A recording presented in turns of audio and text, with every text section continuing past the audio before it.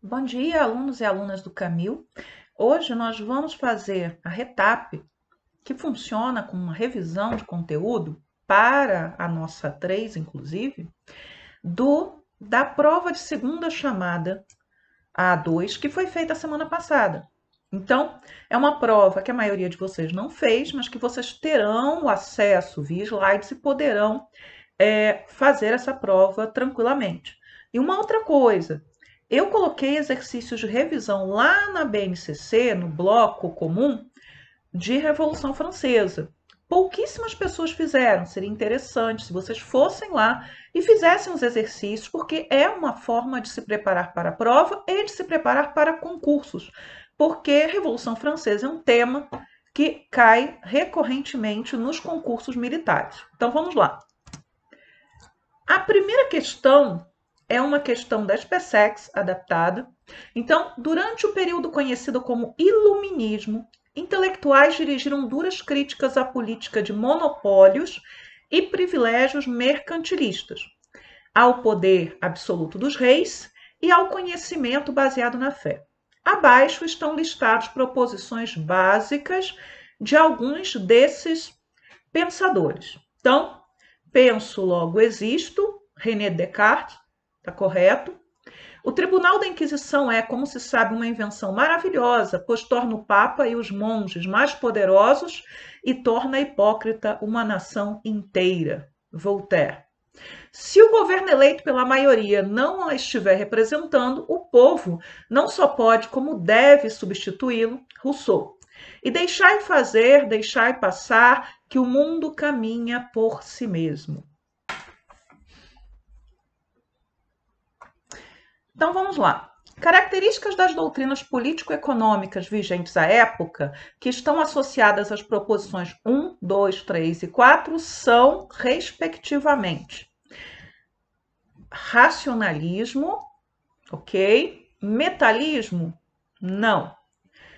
Etnocentrismo? Não. Absolutismo? Nascer? Não. Anti-absolutismo? Penso, logo existo? Não.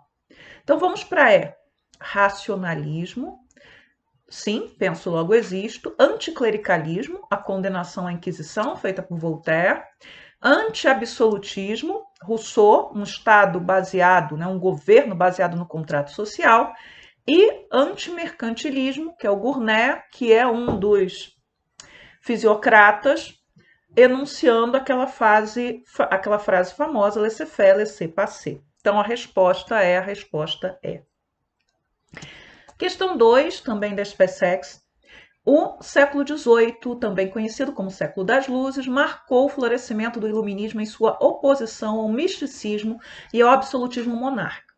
Entre outros aspectos, sendo que esse movimento foi caracterizado pelas ideias de vários pensadores europeus.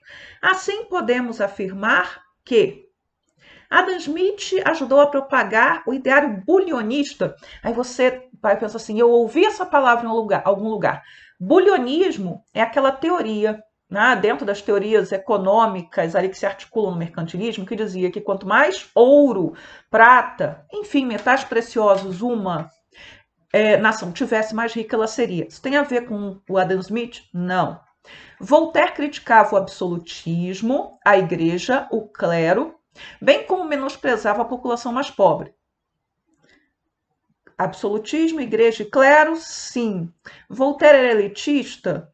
Também era. Mas vamos continuar lendo. Rousseau, como os demais iluministas, era defensor incondicional do racionalismo e da propriedade privada. Não, Rousseau afirma que a origem de todos os males é a propriedade privada. Montesquieu, de origem desculpem, não vou cortar isso.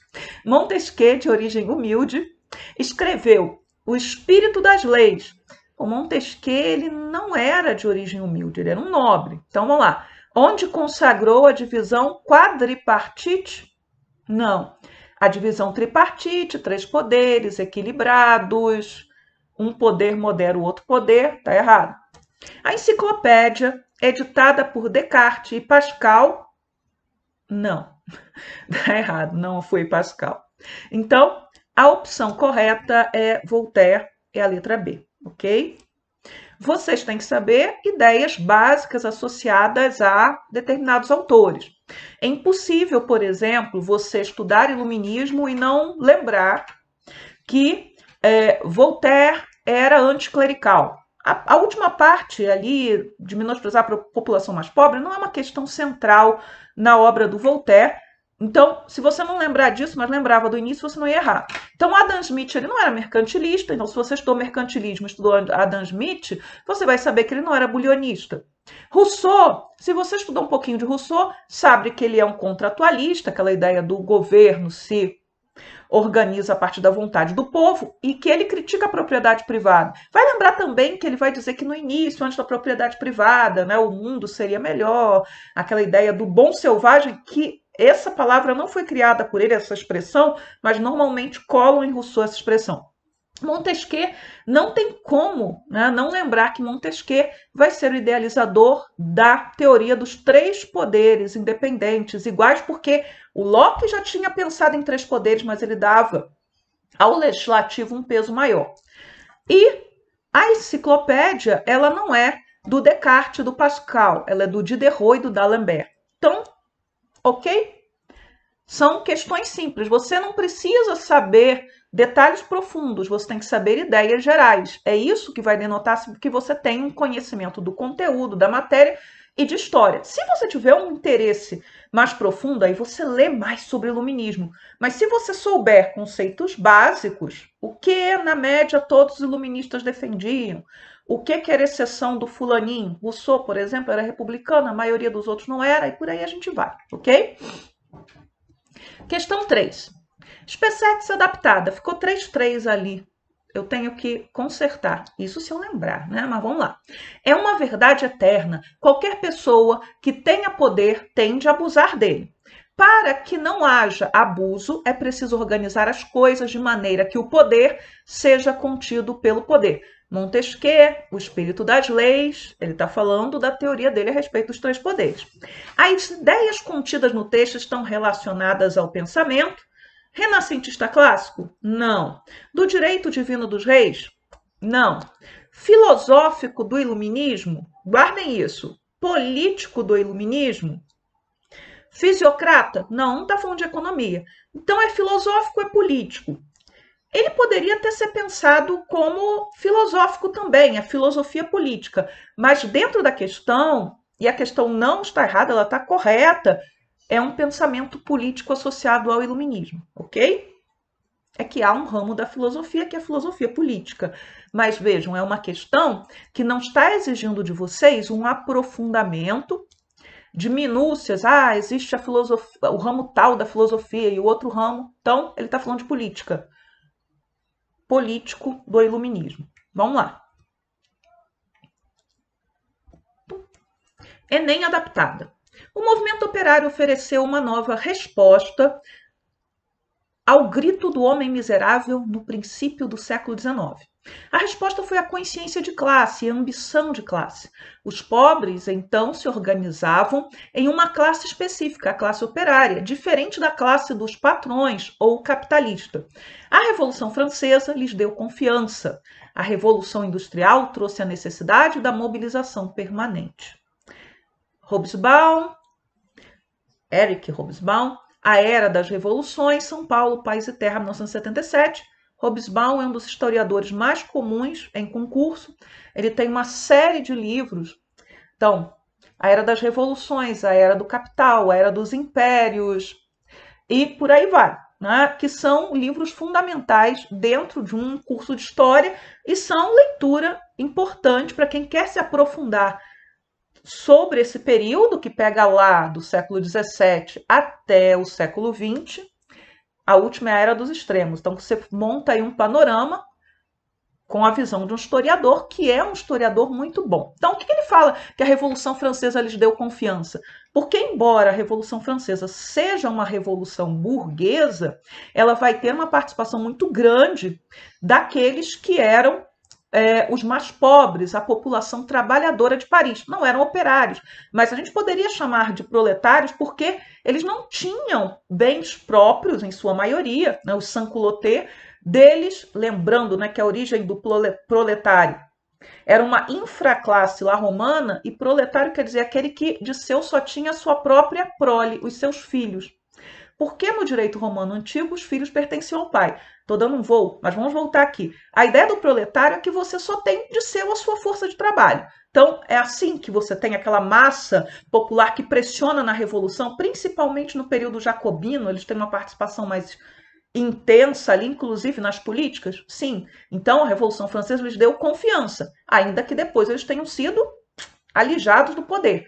E a Revolução Industrial trouxe a necessidade de mobilização permanente, por quê? Por conta da questão dos direitos, né, trabalhistas que vão ser obtidos aí na segunda metade do século XIX para frente. Mas vamos lá. No texto, analisa-se o impacto das revoluções francesa e industrial para a organização da classe operária. Enquanto a confiança dada pela Revolução Francesa era originária do significado da vitória revolucionária sobre as classes dominantes, a necessidade da mobilização permanente trazida pela Revolução Industrial decorria da compreensão de que a competitividade do trabalho industrial exigia um permanente esforço de qualificação para o enfrentamento do desemprego. A completa transformação da economia capitalista seria fundamental para a emancipação dos operários, né, a libertação dos operários. Então, o primeiro está falando em um esforço do operário para melhor servir a esse modelo econômico. A segunda está falando que a emancipação dos operários, né, pensando no sentido de uma nova revolução, só viria a partir do momento em que você pudesse transformar a economia capitalista, mas transformar de baixo para cima, como foi na Revolução Francesa. A analogia é essa. A introdução das máquinas no processo produtivo diminuía as possibilidades de ganho material para os operários? Sim, mas ao mesmo tempo, não é disso que o texto está falando. O progresso tecnológico geraria a distribuição de riquezas? É disso que o texto está falando? Ele está falando necessidade de mobilização, certo? A melhoria das condições de vida dos operários seria conquistada com as manifestações coletivas em favor dos direitos trabalhistas? Então, as possibilidades aqui de resposta são reduzidas. A letra B ou a letra C? Vamos lá. A letra B. Porque a letra C, ela não retoma a ideia central do texto do Hobsbawm, que é a necessidade de uma revolução, a necessidade de uma mudança na economia capitalista. A letra E, ela mostra uma transformação que seria uma transformação interna, uma transformação para a manutenção, ok? Vamos lá.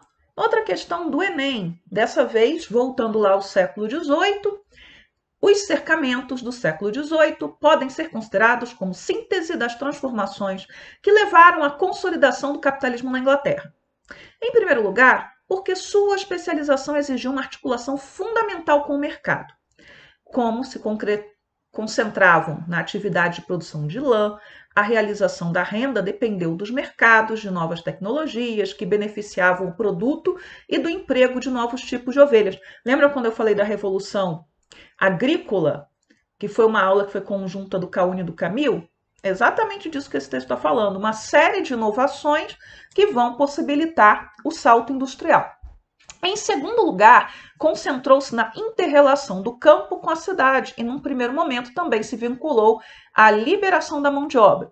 Significa o quê? Cercamento vai fazer com que cercamento, mecanização, seleção de espécies, faz com que você precise de menos mão de obra no campo para que você aumente a produção. Ou mantenha e aumente, ou você substitui também os produtos que eram plantados por criação de animais, porque era mais lucrativo. Então, se você precisa de menos gente no campo, essas pessoas são empurradas para a cidade. Empurradas para a cidade, elas têm que sobreviver lá, de pequenos bicos, de pequenos empregos, da mendicância que era reprimida, ou vão ter que ir para a América, mas o fato é que as mudanças no campo liberam mão de obra. Então, vamos lá. Outra consequência do cercamento que teria contribuído para a Revolução Industrial na Inglaterra foi o congelamento do salário mínimo. Isso nem era uma discussão da época. Enfraquecimento da burguesia industrial. A burguesia industrial está nascendo no século XVIII, no final do século XVIII. Fortalecimento dos sindicatos. Não há sindicatos de proletários no século XVIII. Há organizações de trabalhadores que não necessariamente estão ligados ao ambiente industrial, que remontam até a Idade Média. Desmembramento das propriedades improdutivas. Não falamos disso. Aumento do consumo interno. Você aumenta a produção, você tem mais alimento disponível, você tem mais produtos disponíveis por preços menores, você aumenta o consumo interno. Inclusive, o século XVIII é um século também até o meado do século XIX, de aumento da população inglesa, um aumento muito rápido, tanto que vocês já devem ter visto em outra matéria, geografia provavelmente, ou talvez até em matemática, o Malthus, que vai teorizar que o crescimento da produção de alimentos ele se dava em bases aritméticas, enquanto a população crescia em bases geométricas, e que logo, claro, você não teria como alimentar toda aquela população. Obviamente, ele não estava levando em conta outros fatores que poderiam equilibrar essa balança. Mas eram teorias muito populares até o século XX. As teorias malthusianas elas eram utilizadas em larga escala. Vamos lá. Resposta é a letra E. Questão 6. Identifique nas sentenças a seguir citadas aquela que expressa o pensamento de Montesquieu. Vou fazer o seguinte, quando eu chegar em Montesquieu, eu paro. Espero que não seja a letra E. É uma verdade eterna. Qualquer pessoa que tem o poder tende a abusar dele. Para que não haja abuso, é preciso organizar as coisas de maneira que o poder seja contido pelo poder. É a letra A. Não precisei continuar. Eu não lembrava, tá? Simplesmente é para poupar a minha garganta. Mas vamos lá. As outras afirmativas não são do Montesquieu, tá? O Montesquieu, ele normalmente aparece em prova. Veja, ele escreveu um monte de coisa, mas em prova não tem como ele aparecer que não seja para falar da teoria dos três poderes. Então, não é que ele só tenha falado disso, ou que o Rousseau só tenha falado do contrato social, ou só tenha falado da questão da propriedade, etc. Não é isso. Ou que o Voltaire só tenha falado de anticlericalismo. É porque, numa prova, o que querem saber é que se você tem um conhecimento geral daquilo que normalmente é considerada a contribuição mais importante desses autores iluministas. Por isso que ninguém tem que ficar angustiado diante das provas, que mesmo se aparecer numa prova que não seja prova de história, vai ser girando em torno desse tema, dos poderes, ok?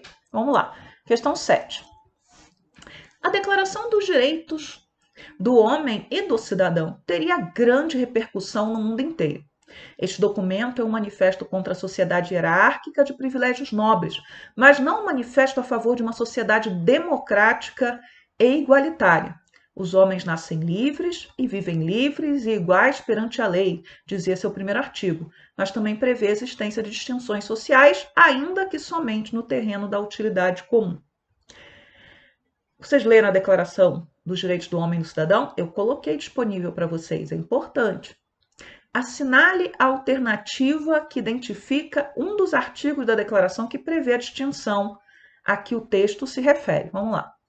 A propriedade privada é um direito natural, sagrado, inalienável e inviolável.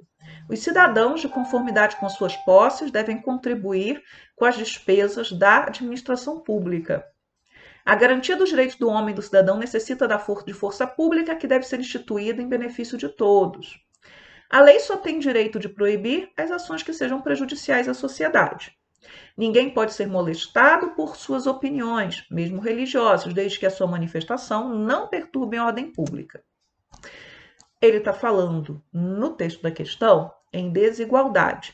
Então, a propriedade privada é um direito natural, sagrado, inalienável, inviolável. Lembrem lá dos direitos naturais? A Declaração de Direitos do Homem e do Cidadão, ela foi escrita tomando de modelo a Declaração de Independência dos Estados Unidos. Lafayette, que lutou na Revolução Americana, foi um dos redatores. A de 1789, do ano da Revolução, do início da Revolução.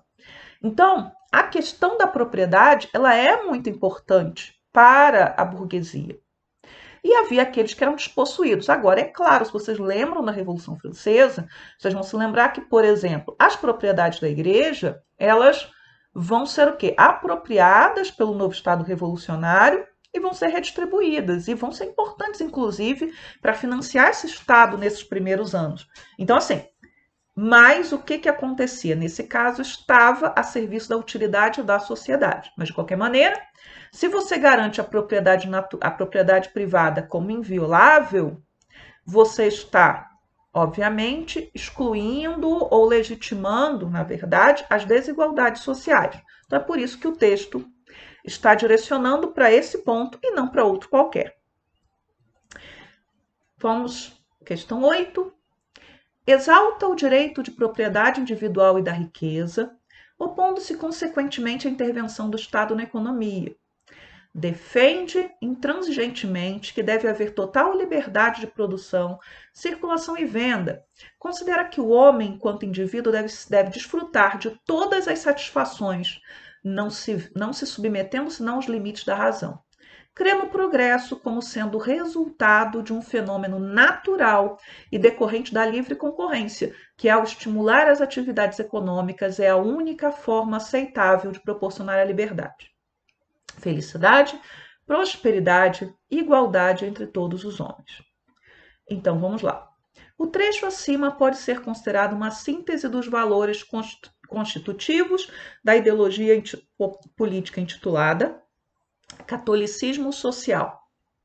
Catolicismo social só nasce no final do século XIX, depende, inclusive, do socialismo científico e utópico para aparecer. Letra B, socialismo utópico, está errado.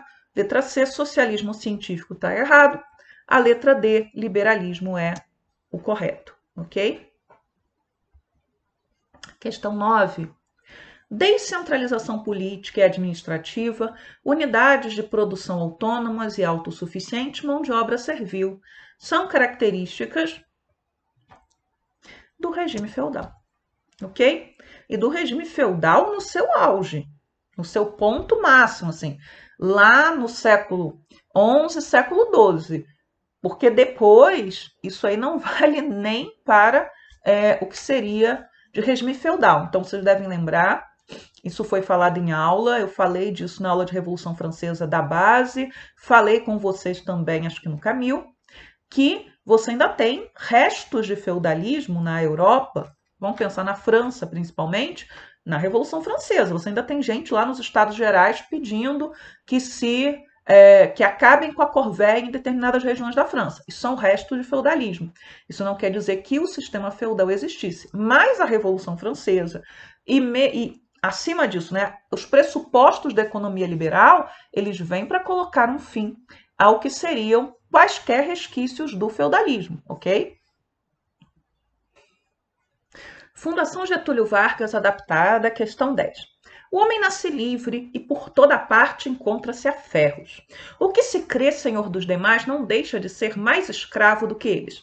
A ordem social é um direito sagrado que serve de base a todos os outros. Tal direito, no entanto, não se origina da natureza, funda-se, portanto, em convenções. Então, o contrato social do Rousseau falando, né, do que seria o início ali da discussão sobre o contrato. A respeito da citação do contrato social que vai fazer com que a sociedade se organize sobre as bases que são aquelas propostas pelo Rousseau, só para acrescentar. A respeito da citação de Rousseau, é correto afirmar: aproxima-se do pensamento absolutista. Nada, nenhum iluminista é menos absolutista que o Rousseau, porque o Rousseau não admite nem a monarquia. Filia-se ao pensamento cristão. Não há discussão religiosa dentro do texto. Filia-se ao pensamento abolicionista. Não há discussão sobre escravidão no texto, embora o Rousseau tenha textos contra a escravidão, seja aquela escravidão ao estilo do Kant, né, do sujeito que não tem ainda, não foi iluminado, não exerce a razão, até a escravidão de fato, né, aquela escravidão que alguns iluministas combatem, que outros se calam a respeito. Que é essa daqui, ó, a escravidão que existia na América, bababá. Aproxima-se do pensamento anarquista? Não.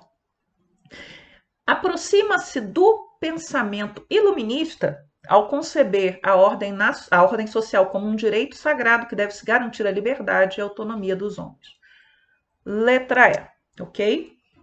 De novo, entender o básico do Rousseau e o básico do iluminismo, das ideias gerais iluministas. FAP, adaptada. Os pensadores do liberalismo econômico, como Adam Smith e o Malthus, olha o seu Malthus que eu comentei há pouco, defendiam, e outros defendiam. Intervenção do Estado na economia, não. Para eles isso era um pecado mortal. Mercantilismo como política econômica nacional, não. É o mercantilismo ou o conjunto das práticas mercantilistas que eles querem que desapareça. Socialização dos meios de produção, teremos que esperar o século XIX para essas discussões. Liberdade para as atividades econômicas? Exatamente. Tá? A letra E, só para a gente ler, implantação do capitalismo de Estado. Essa história de capitalismo de Estado, de socialismo de Estado, isso aí não é uma discussão desse século XVIII, que é o que a gente está vendo agora, ok? Então, é a letra D. Questão 12, uma questão de Revolução Gloriosa, de revoluções inglesas. A Revolução Gloriosa de 1688 na Inglaterra teve como desfecho a assinatura da Declaração de Direitos por Guilherme de Orange e eu acrescentaria por Maria II, porque os dois eram co-governantes, ele não era o único rei, não.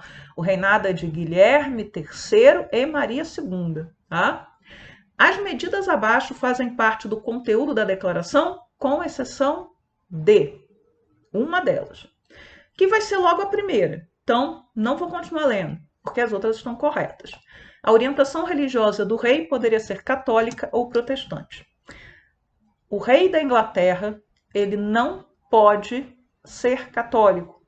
Então, ele é o chefe da igreja da Inglaterra, ele precisa ser protestante. Somente agora, no século XXI, você abriu a lei, porque a lei tinha sido fechada aí na Revolução Gloriosa, você abriu a lei, você abre a possibilidade do monarca e daqueles que estão na linha de sucessão ao trono britânico poderem se casar com católicos, porque até isso era proibido. Então, se algum membro da família real na linha de sucessão se convertesse ao catolicismo, saía da linha de sucessão. Se casasse com um católico, saía da linha de sucessão. Então, isso daí não é permitido. Por isso que é também bom lembrar, embora dificilmente isso vai ser cobrado numa prova, mas terem cobrado isso é interessante até para ver que a possibilidade existe, a Declaração dos Direitos, ela não vai jogar a Inglaterra do século XVII no século XXI. E essa é uma impressão que fica da leitura do nosso livro didático, que não é muito bom nesse capítulo de revoluções inglesas, porque ele fala das revoluções inglesas só para falar da Revolução Industrial. É como se fosse um preâmbulo, não alguma coisa que merecesse uma atenção por ela mesma. Então, ao falar de revoluções inglesas, a Revolução Gloriosa, ele dá a entender que você vai ter, por exemplo, liberdade religiosa na Inglaterra. Isso não vai existir. Você tem liberdade religiosa para os protestantes, tolerância religiosa para os protestantes. Os católicos continuam sendo tratados como continuam com subdireitos. Eles não podem ter propriedade da terra, eles não podem votar, eles não podem prestar culto público. Então você não pode ter uma igreja católica escrito que é uma igreja católica. Você só vai poder ter liberdade de culto para os católicos na Inglaterra com a Revolução Francesa, porque a Revolução Francesa entra em conflito com a Igreja Católica. E aí a Igreja Católica e a monarquia inglesa se aproximam para questões de ordem diplomática, política, etc. E a cidadania plena dos católicos só vai ser dada no século XIX, mas continua o preconceito e algumas restrições que eu já descrevi aqui para a família real. Então, pessoal, é isso a retap do Camil. Por favor, façam lá os exercícios de revisão de Revolução Francesa, usem o fórum. Eu sei que, pelo que a gente tem até agora de panorama de notas, vocês foram bem, né? Os alunos estão indo bem. Eu fico muito feliz por isso, pela dedicação de vocês e por estarem valorizando o trabalho dos professores. Mas talvez fique alguma dúvida, que pode não ser aquilo que vai ser cobrado nas nossas provas aqui, mas pode ser a dúvida que pode aparecer num concurso futuro, pode ser uma dúvida para que vocês vão levar para a vida. Então, tragam as suas dúvidas, usem o fórum, participem das atividades que são propostas. Então, tchau para vocês e até a próxima semana.